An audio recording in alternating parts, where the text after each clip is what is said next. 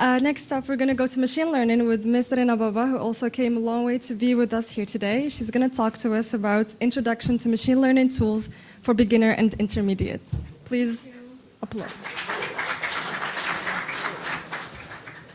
Hi, everyone.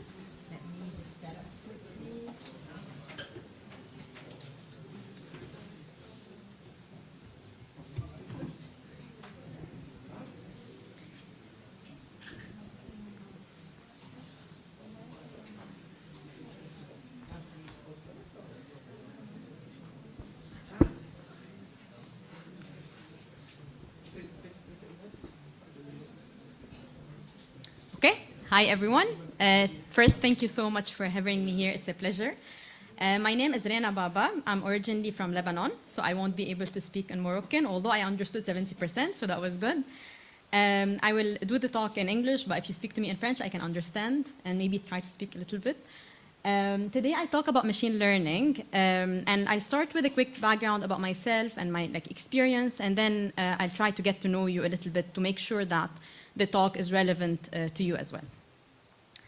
So, as I said, my name is Rena Baba.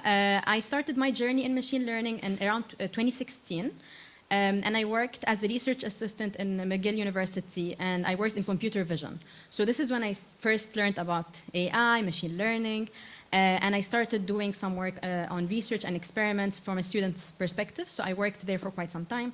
And then my first full-time job was in an innovation team with a company called PwC.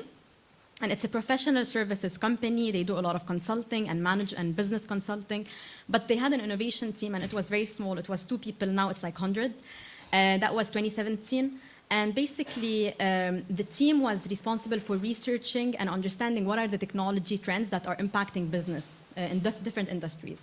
And when I joined, the first thing I was asked to do is to look into a technology called RPA, robotic process automation. So mainstream automation, not AI, not machine learning, because the company had a lot of administrative work. So they had a lot of admin and processes that are not efficient in finance and HR, and they had a lot of paperwork, and they just wanted to automate and to look at some processes that are taking hours per day, and they just wanted them to be done in minutes.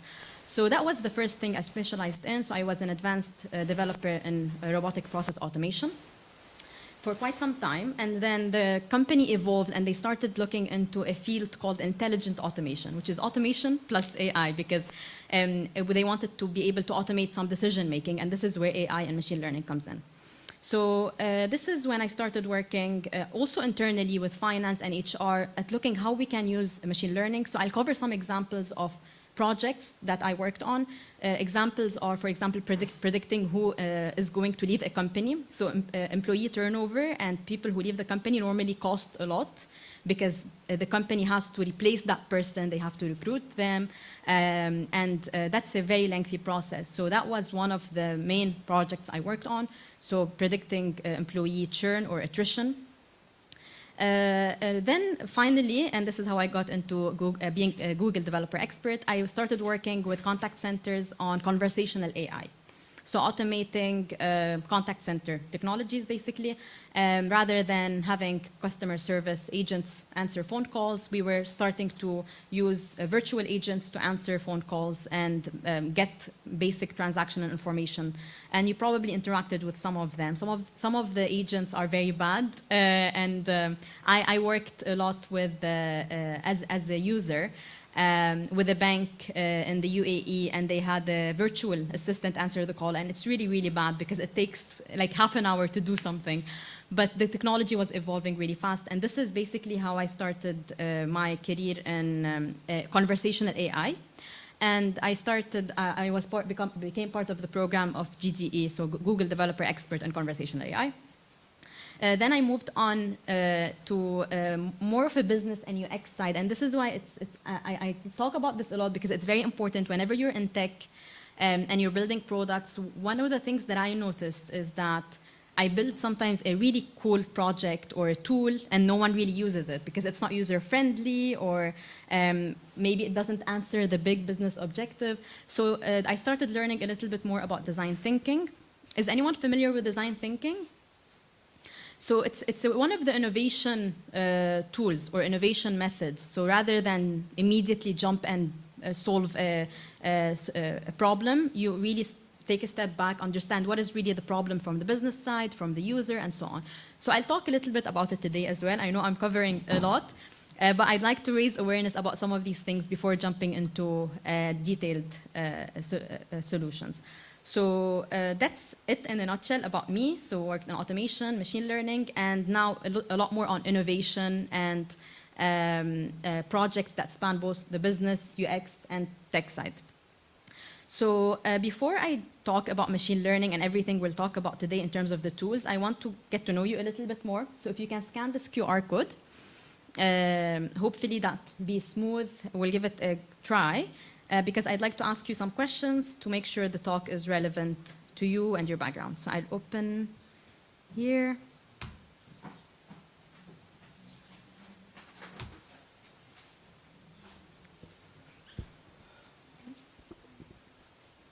I think this needs to be 1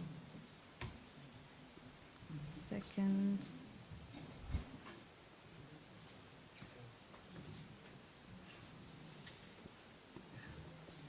It says it's not open. Okay, let me refresh.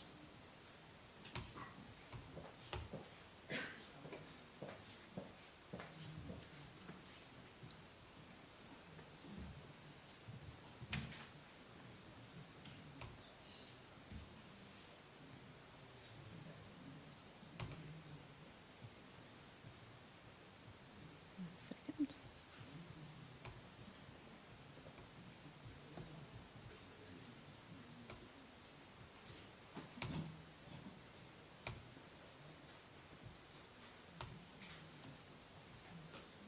Still?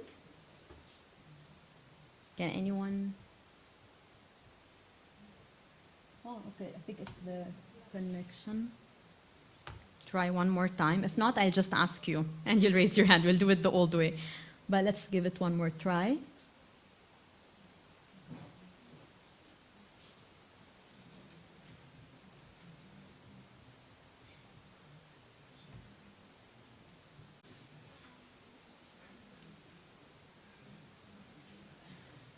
Okay, it should work now. So if you can go to menti.com and then use the code at the top or scan the QR code. Yes, perfect.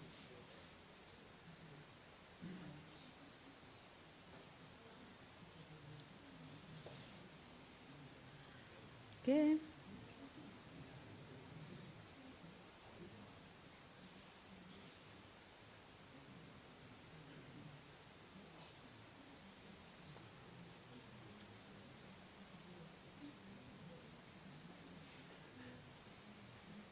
So we'll give it a minute before everyone joins, and then we'll start.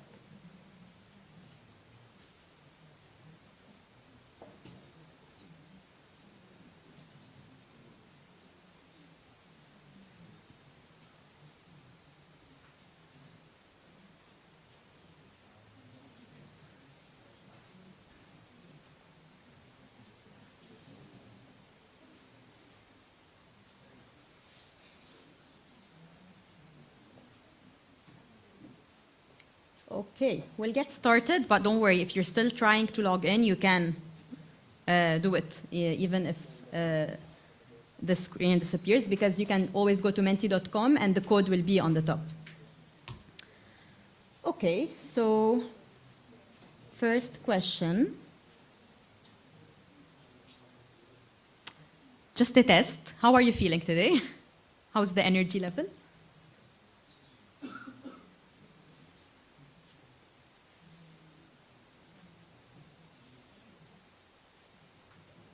Amazing, I love the energy.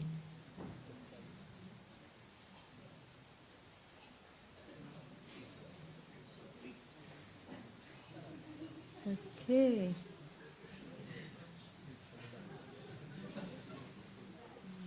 Some funny answers. Okay, great. So moving on, I wanted to learn a little bit about your background and why you're here. So the next question.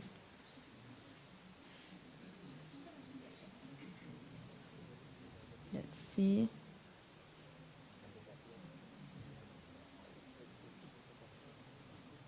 No right or wrong answers at this point. Later on, there will be a quiz, but this is really just to know you. So I just want to know if you're a student or you're already working or seeking a job, just so that I understand your level as well.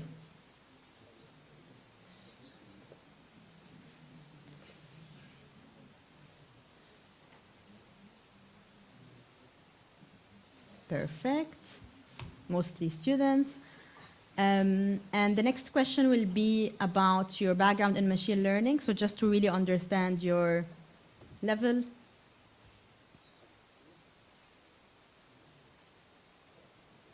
So are you a beginner, intermediate, or advanced in machine learning?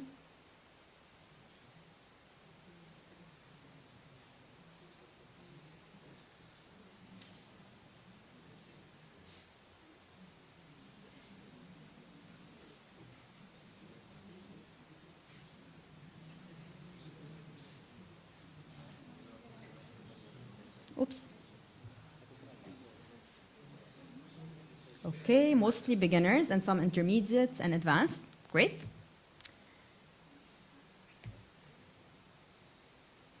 I will cover some ML tools, and I'll talk about some Google products. So I just want to see if you've already heard of them or if you're not familiar.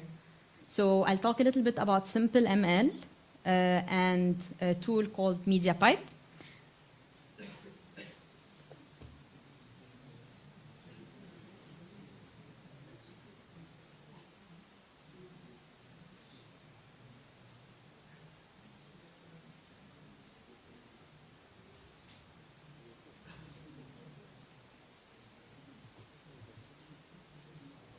Okay, so it's good that like most of you are beginners, so we'll talk a little bit about Simple ML, which is a beginner's tool, and I'll briefly take you through MediaPipe to understand like what's the art of the possible with the tool, and show you some case studies that bring it into perspective.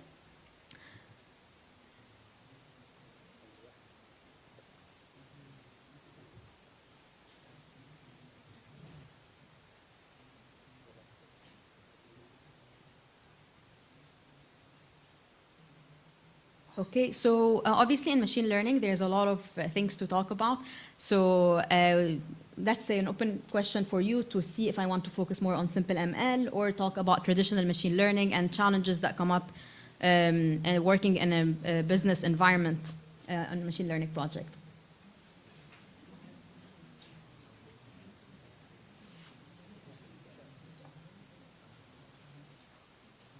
Okay.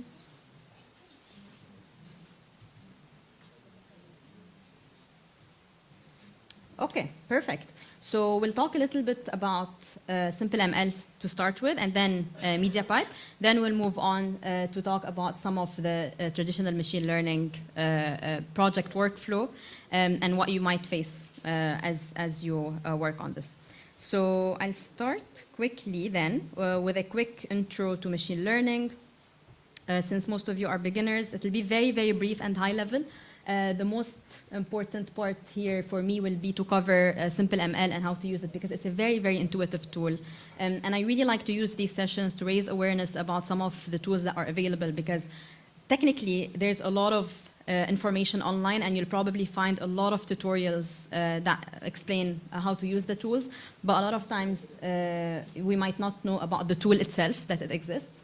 So basically, a quick intro or recap on machine learning. So as you know, traditional programming is all about writing code and instructions to the computer. And basically, you, as a human or a software engineer, you will write the instructions. Machine learning is all based on data. So rather than writing the rules, you let the model come up with these rules based on the data. So that's very high level, but we'll break it down further in a bit. So this is what a code looks like, very basic function. We wrote here, let's say, the rule, and the instruction is x plus 2. Rather than you writing this in the machine learning world, you would let the machine come up with the formula, let's say, with the rule. And that goes to any kind of problem. So I'll give you an example. If we want to predict house prices, if we want to do medical diagnosis, if we want to do any classification, is this a cat or a dog? These are basically, let's say, all formulas, and then the output will be shown by the model. So again, that's an example compared to what we had before. You will have the data, and then you'll train the model, and then it would predict whether it's a number, class, whatever it is. There's a lot. It's a big range of problems that we can solve using machine learning. So just some terminology that we might cover today. So we talked about models. So again, model is like a compiled program. Instead of it being based on code, it's trained on data. And you can use the model to make predictions and analyze your data. Decision trees are, so this is basically what I just mentioned around a model. And the model, for example, as I said, it can be predicting a category, a diagnosis, identifying outliers, and things like that. A decision tree is a model composed of decision nodes in the shape of the tree. And basically, it's almost like showing you the rules. The model will be basically based on that decision tree. And there's different algorithms, so there's SVM. If we're talking about classification, there's random forests and so on. So we won't talk about everything specifically today. We'll just talk about practicality and how to use some of it. And then I'll point you in the right direction if you wanted to learn more about anything.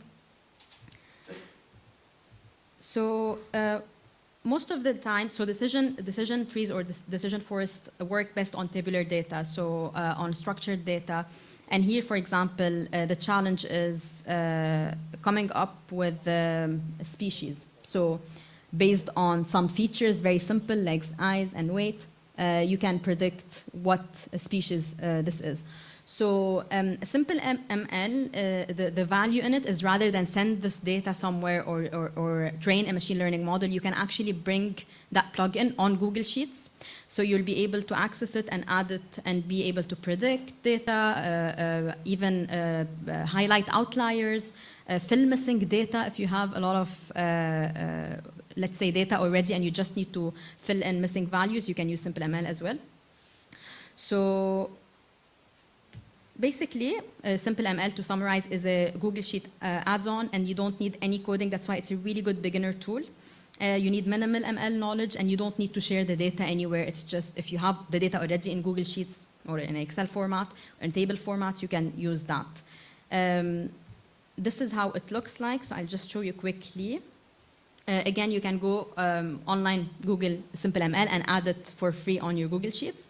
And you will find an entry where you can predict missing values, abnormal value forecast, future values, and so on. This is very useful, especially in business context. Like, for example, I work a lot with bidding teams who write proposals to get contracts or work. And a lot of times they might find an opportunity that they want to work on, and they might not necessarily know what's the probability of winning. So that can be something, if they have a lot of the data about clients, the past similar work that they've done, they can predict the future probability of winning that work. So just in Excel or in Google Sheets without having to actually code. So it's very handy and it's very practical. And even in data science, obviously there's a big part around feature engineering, cleaning data, and so on. And you can even use Simple ML to fill missing values or clean your data, because in the real world, you will never have a perfect data set and you will have to do a lot of work before you even consider training the model and so on. So that part is probably 40% of the entire project, where it's just you're getting the data, cleaning it, making sure it's useful. So that's basically a quick overview of Simple ML. The next thing I'll talk about is the machine learning project workflow. So, and that's what I just mentioned now. So we have, let's say, 5 core steps, all the way from framing the problem and understanding what is exactly the problem you're solving from a business perspective, then getting the data, preparing, exploring, and data engineering. And up to here, it's probably more than 50% of the work. And then there's creating the model, the hyperparameter tuning, and finally presenting the results and the so what and the next steps. So at this point, any questions on simple ML or machine learning high level? Okay, I'll keep some time at the end, but I know I've covered so much. So if there's anything, please feel free to shout and stop me. So to start with, framing the problem seems very easy, but it's actually one of the biggest challenges in organizations, because whenever we find a problem where we can apply machine learning, we might, especially techies, will get too excited to start and get into work and build something quickly. But actually, it's really worth stepping back and understanding the problem and the big picture. And this is why I mentioned design thinking before. So I'll give you a real-life example that I worked with.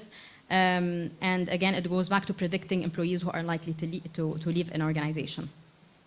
So just a key practice or key tips when you think about machine learning, or when you start a machine learning project, think, what is the business objective? What are you really trying to solve?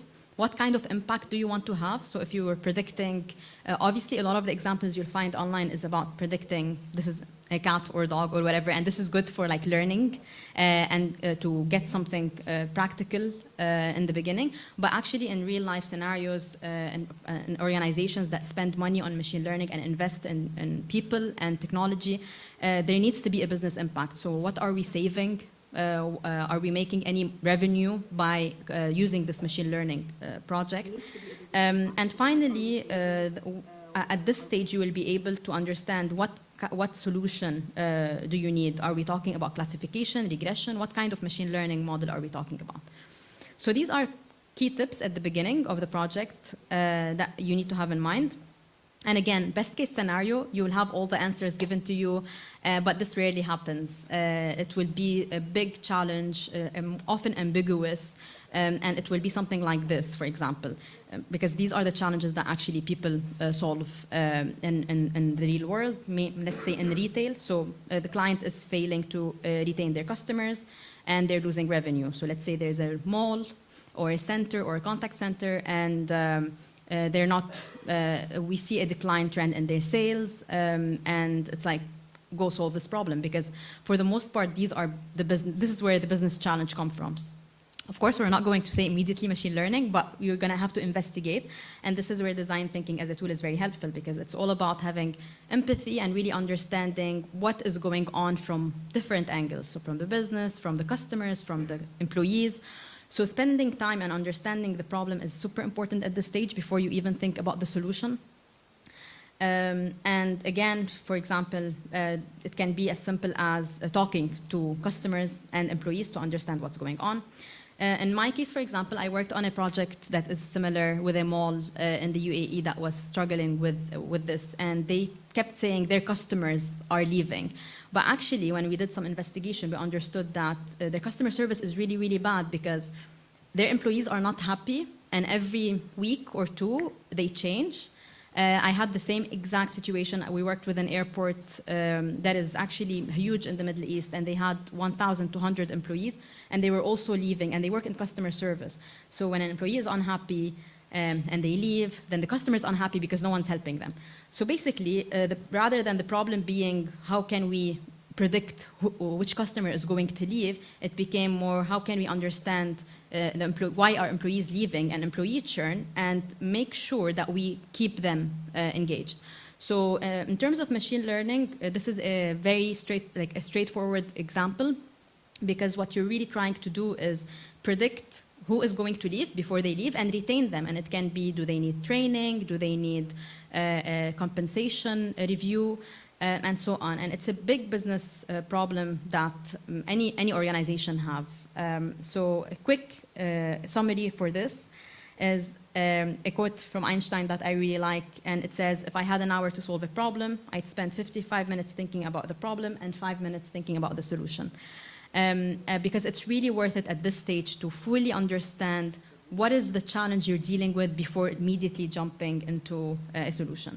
And sometimes it can be disheartening, because I was very passionate about machine learning, and a lot of times I actually didn't have to use it, and there was a simple solution. Conclusion, machine learning is not a magical decision-making system, but an outcome of data and objectives. So you really need to understand what are we working with, what are the objectives, but also what is the data available to me. Don't be afraid to launch a product without machine learning if you actually started working in a business context and you are solving a challenge. And always start with a prototype before you go full on, because it's much better to fail fast, especially with projects that take a lot of time and investment. So that's the first section. Any questions about that before I continue with the challenge that we started with? The next thing I'm going to talk about is selecting a performance measure. So once you know the challenge, so we said now the challenge is predicting which employee is going to leave. How are we going to use the model, and what's the performance measure that we will use? So why is this important? Because based on how you want to use the model, you will be able to choose how to assess it. And we'll talk about this with a short quiz. Are you familiar with classification problems at all? So for the people who've worked in machine learning, have you worked in classification? So we're going to start another quiz. And this is going to be a lot more engaging because I'll cover some of the concepts as we go through the quiz. So let me switch to the next screen.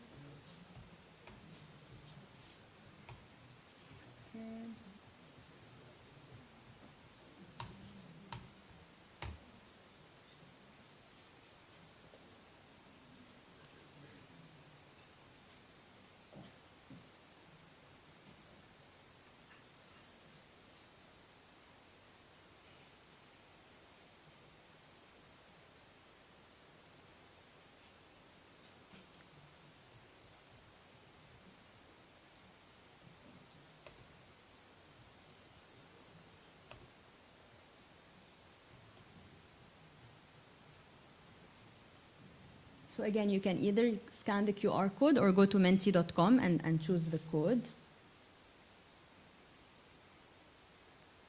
So I'll give you 2 minutes and then we can get started. So as you log into the system, one of the things, or one of the big challenges you would face with classification problems, such as predicting who is employee is likely to leave, is something called an imbalanced data set challenge. And the reason is because in the real world, you won't have data about, let's say, all the classes in an even way. I'm not going to talk too much because I will cover it in the quiz, but think about other problems as well. So even like in medical diagnosis, if you're going to predict if a person has a specific type of disease or doesn't, the data that you have isn't going to be really even. And we'll talk a little bit more about this. But keep that in mind. We'll talk about classification challenges, specifically with the data that we have available. So the first question, and I kind of gave you the answer already for that one. So let's see. We'll talk about the challenge with imbalanced data sets. So what are imbalanced data sets and how are they going to impact our projects? Like why are we talking about imbalanced data sets?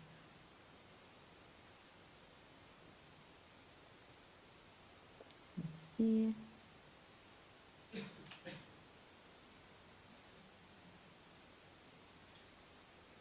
Okay, everyone's ready. Nice. Okay, so this one is actually a quiz, so answer fast and answer correctly. Imbalanced data sets are data sets where the target class has more than 10 classes, has just 2 classes, or has an uneven distribution of observations.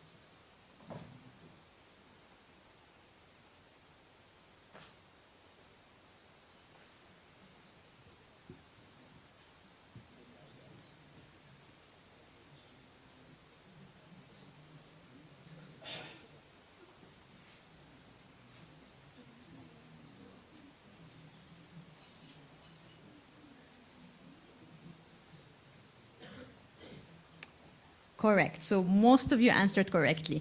So it has an uneven distribution of observations. What does that mean? It means that, let's say I have 1,000 observations or 1,000 rows. Maybe only 10% or 15% of them will be about people who left. And the rest of it is all going to be about people who stayed, because that's normal. That's the real life situation. In an organization, you will never have more than 15% of people leaving. Same with medical diagnosis. If we're looking at a population, most of the observations will be about healthy people, and only a small population will be about people that have the actual medical condition. So that's a challenge, because that means we can't rely on accuracy when we are evaluating the model. And we'll talk about that. I don't want to say too much, because actually I might have a question on this. So any question on imbalanced data sets for now, or what it means? Okay, so next question.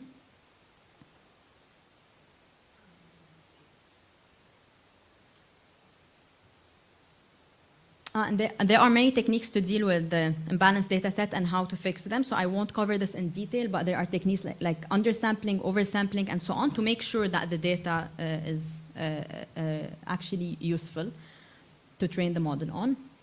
And so the accuracy of the model is not a good indication of how it's performing, because if you think about it, if a model always predicts that the employee is going to stay, it will be an 85% accuracy, because actually 85% of the time an employee is going to stay.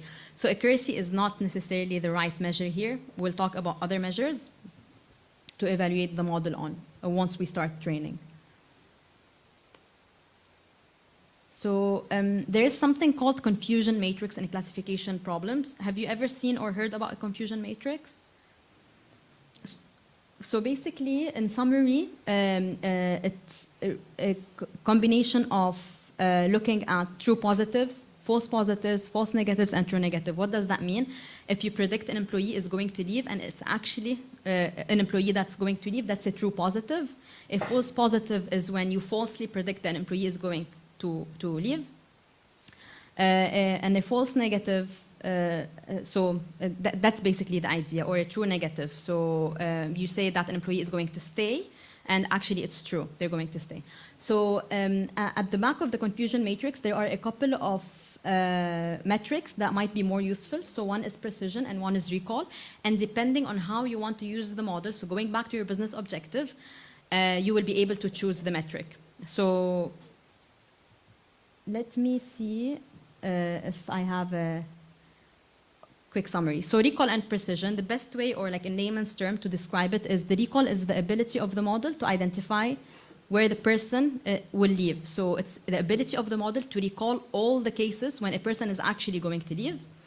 And the precision is the ability to predict that a person is leaving. So going back to being precise. So going back to this confusion matrix.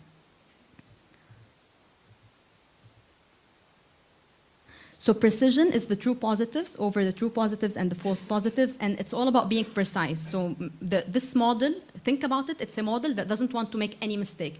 Whenever the model says something, it's risk averse. So if the model says or predicts the employee is going to leave, it means that the employee is really going to leave. It's not going to make a mistake in that area. Recall, on the other side, it's fine to make mistakes, but the model doesn't want to miss out any case. Let's say if you think about medical diagnosis, recall is very important, because if you think about it, it's better to recall and identify a medical case, even if you did a mistake and it was actually it was wrong, rather than completely miss it out. So recall basically is for models where they don't want to miss any specific case. So again, this is a trade-off. There's always a trade-off. So precision is all about being precise and correct whenever there's prediction. Recall is all about recalling all the possible cases, even if there was a mistake. So we're going to wrap up with a question.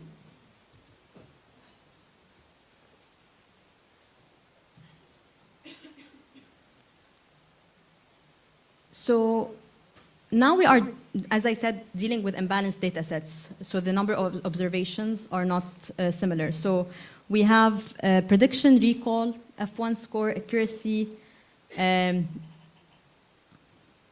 Let's see.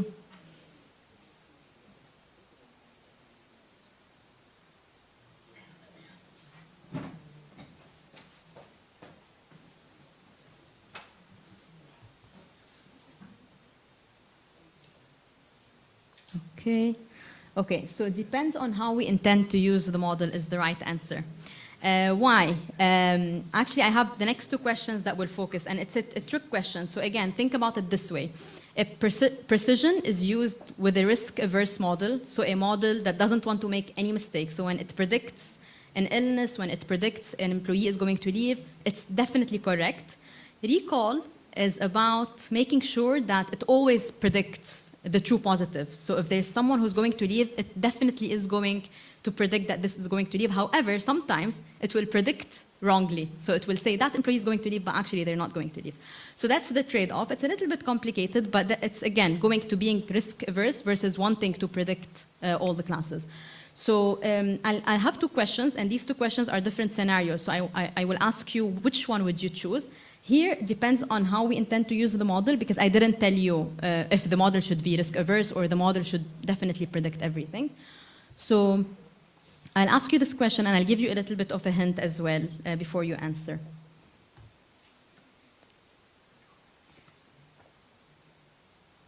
Okay, so let's assume we're only going to create a dashboard showing the employees and the risk levels of them leaving. So there is no big risk here. We are only going to show a dashboard. The machine learning model will not make a decision. And we will only show the people that are likely to leave. So again, there isn't a lot of risk here, because then as a manager, I can look at the dashboard, I will see the people who are likely to leave, and then I'll then verify, is this actually correct? So there isn't nothing drastic here. It's not very risky.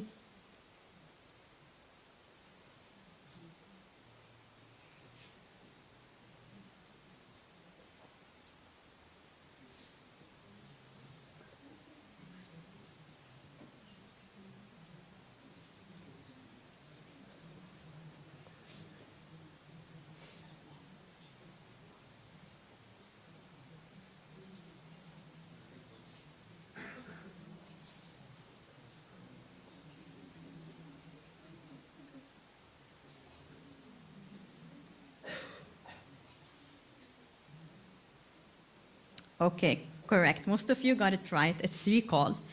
Why is it recall? Because we're talking about having a dashboard, and as a manager, so let's say I'm the manager and I use this machine learning model to tell me who is going to leave in my team. There isn't really any risk and if the machine learning model tells me person A and person B are leaving, but actually they're not leaving, because the model is trying to help me find out all the number of people that might leave. So it will make mistakes. That's recall. And for me, it's fine, because I'm not going to make anything drastic. So in this case, recall is good, because I'm just going to have a dashboard. There's nothing risky about it. The worst case, I'll go talk to these people, and they might not actually leave. So it's an innocent mistake from the model. It's not a big deal. So recall is preferred.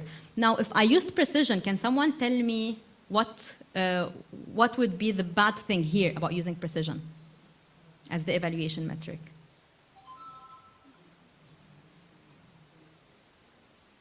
Can anyone tell me?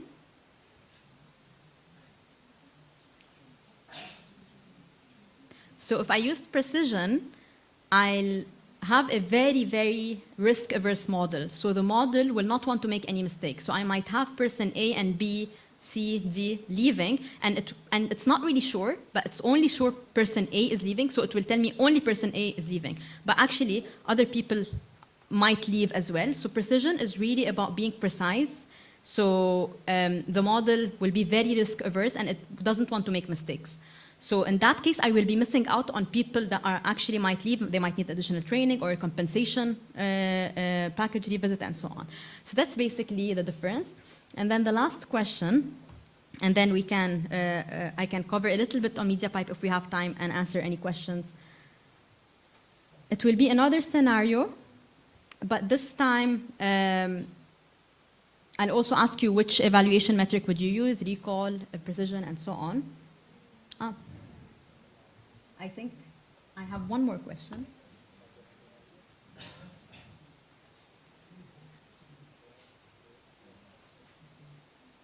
Okay.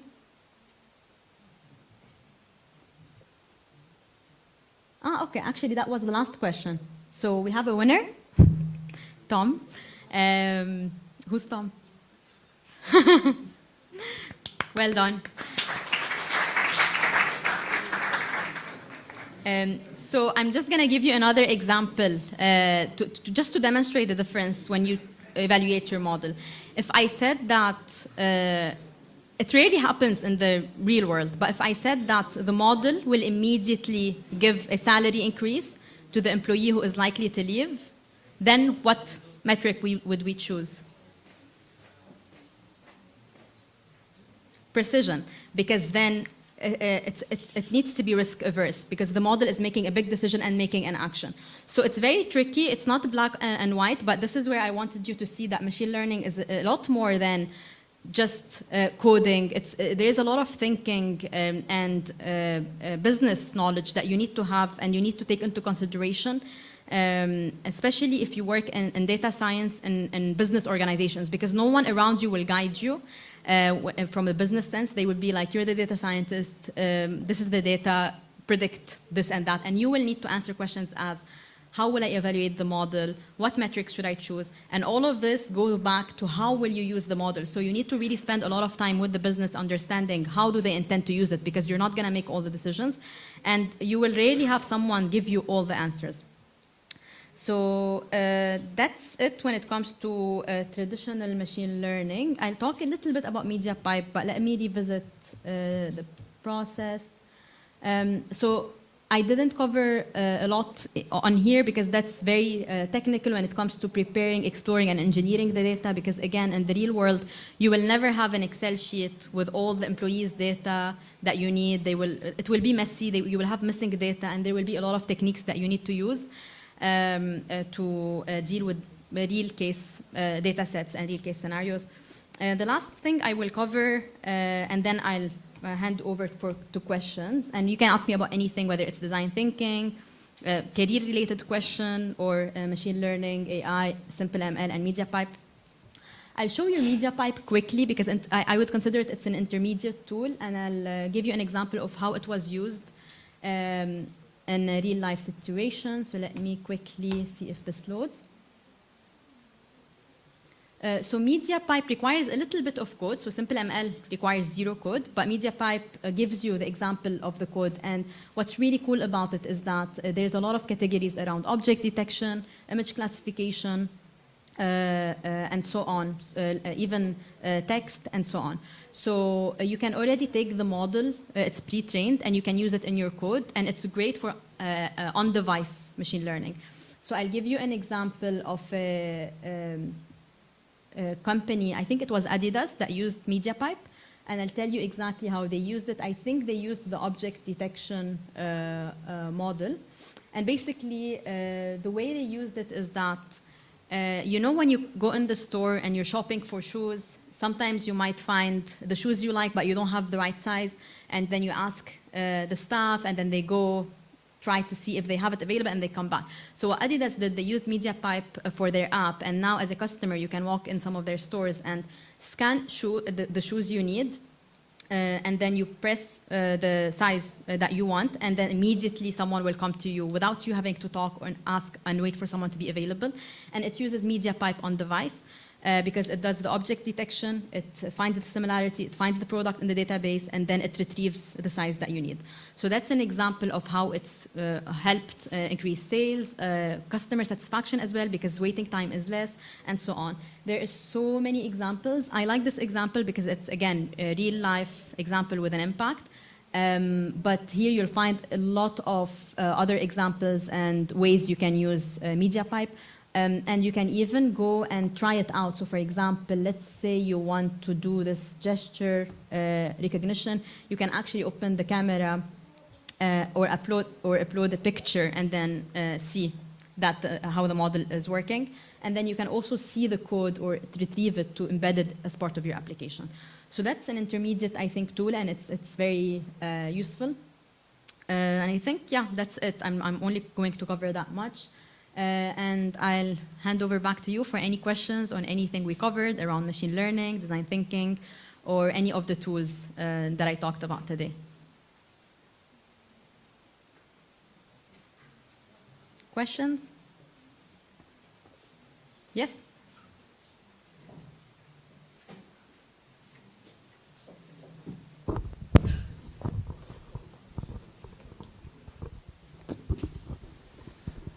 Hello. So I want to ask about the simple ML extension. When the simple ML predicts our data, that maybe we have an error in that prediction, and that will be added to the error of our model when we create it. So in terms of the data that you are getting from the email into the model? When we have some empty spaces, we use simple ML to predict those places. The simple ML might have some errors. It's a model itself. It will have an error rate. So that will be added to the error of our model that we train with that data that have an error. Is it a specific tool, or you're talking about machine learning in general? Just for the simple ML extension. The simple ML extension will have an... the simple ML. Yeah. Yes, yeah. I'm actually not sure if it will add the error. I don't think so. The way it works is straightforward. So if you have the data, basically, let's say you're predicting or forecasting house prices, and you have historically house prices in a specific area from 10 years. And going forward, you want to forecast that. What the simple ML will basically be a pre-trained model, and it will only generate an outcome, but it will not tell you the error. It will not tell you. Actually, I'm not sure if it tells you the error, but it will not tell you what model it chose. It's not very detailed. It's just input-output. So you don't really do any coding. You're just a user rather than a developer. No, I'm talking about the output of simple ML. The output will maybe have an rate of an error. Yeah, definitely. And that will pass to our model. That will be accumulated with the error of our model that trained with that data.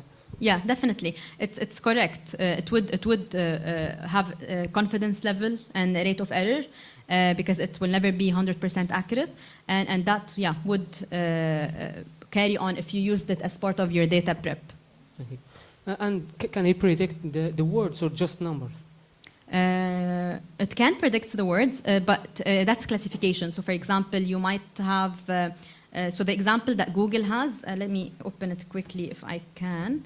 It's penguin species. So different penguins have different names, and you have all the features about their weight and so on, and then it will predict the word. So it's a classification. So it would say it's type A or type B or type C.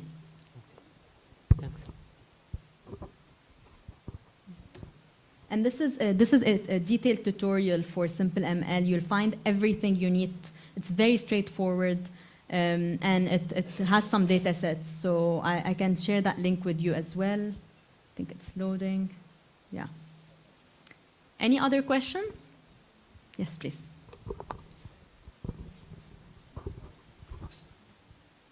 Thank you for the presentation. Really appreciate it. I just have a question with sometimes I have an issue with my data because sometimes I'm working with in the financial market, for example. Sometimes I need to eliminate abnormal value. I don't know if you can recommend some platform where I can clean my data, for example, to eliminate abnormal value, extreme values. Outliers. Outliers. So I haven't used it personally, so I can't tell you how reliable or how sure I am of it.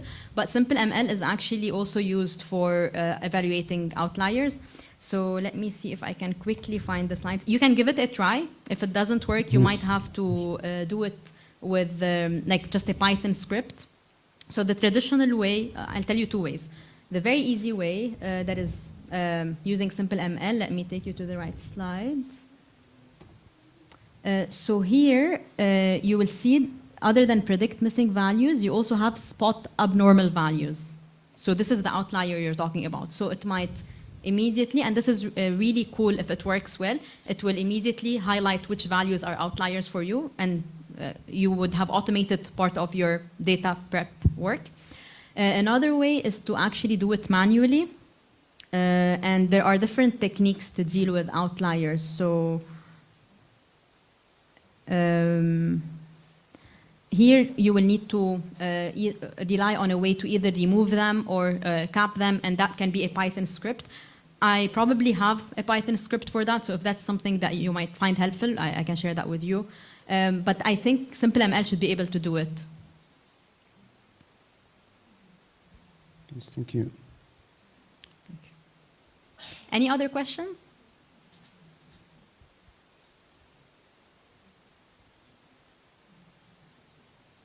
Nothing? We're good? Okay. It's not a question, but I want you to talk about the work on that predicts the leave of employees. I want you to talk a bit technical, and what data did you use? What data? Yes. Okay, of course. That's a tricky one because I worked on this years ago, but I'll try to remember. I think, to be honest, whenever you work with the employee data, it's very sensitive. So that the biggest challenges weren't in the technical parts. It was more from getting the actual data and so on. And any organization will have all the data about employees that you need, but most important features are how long has the employees been with the company, and that's available. How much do they get paid, and that's very sensitive. So for example, instead of having a number, you might have low, medium, high. You will have things like how far do they live from the company, because that can be a reason why people leave if it's a big commute. You will really have to like brainstorm and think about as many information as you can to understand what makes an employee leave. The number of children they have, or the size of the family, because that can be a factor. Their degree, because again that can be a factor. Their qualification, because maybe actually their market value is higher and they can get paid more somewhere else. So I would say around at least 15 features about the employee. So all the way from salary. So let's say demographics, gender, age, and so on, then background, education, degrees, certifications, and then personal situation, and basically tenure and what they did in the organization. So that sort of data. And sometimes when you collect that and see it and you do the exploratory or data exploration analysis, you might already discover a lot of insights before you even get to the machine learning part. So even that part of getting the data, cleaning it, and putting it in a visual or a dashboard will be very, very helpful and insightful. And then I can't exactly remember the algorithm we chose at that time, but maybe, for example, SVM, because it's a classification problem or decision tree. The way we used it in the organization was just a dashboard, so there was no decision making. So we probably chose a recall or F1 score to be able to see who are the employees who are likely to leave the company. Thank you. Thank you.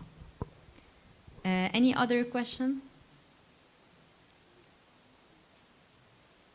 Otherwise, we can. Yes, please. I think we still have some time, right? Around 5 minutes. My question is there a situation where you use both precision and recall when you're faced with a problem and you're supposed to make a prediction of the problem? So is there an instance like that? And if so, can you give an example where you use both precision and recall? Yeah, that's a really good question. I wouldn't say you would use like precision and recall as much as there's something called F1 score, and that's another metric, and it's a weighted average between precision and recall. So that's another metric called F1 score. And you might use it if you really don't have a preference around that. So the example I gave, for example, the medical diagnosis is very specific. And in that case, it's very evident that you should choose recall, because if someone has an illness, it's much better to predict it rather than be precise and try to be like 100% sure. So in that case, it's very clear, it's recall. In other examples, maybe even in employee attrition, you might not be sure whether recall or precision if you don't know how it will be used.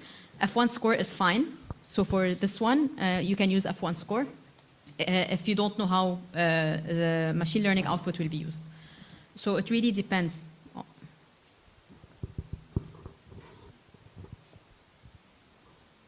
Any other questions? Okay. Nothing else? All right. So I think we can wrap up. Okay, perfect. I'll be around, so if you want to chat or you have any question, we can always chat later. Thank you.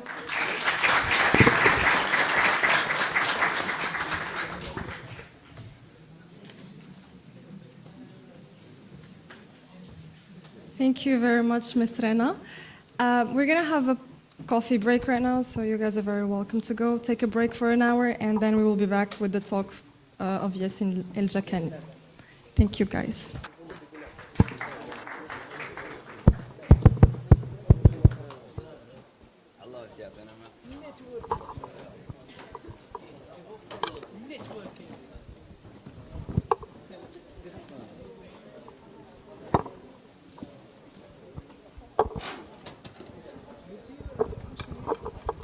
شخصيا أكيد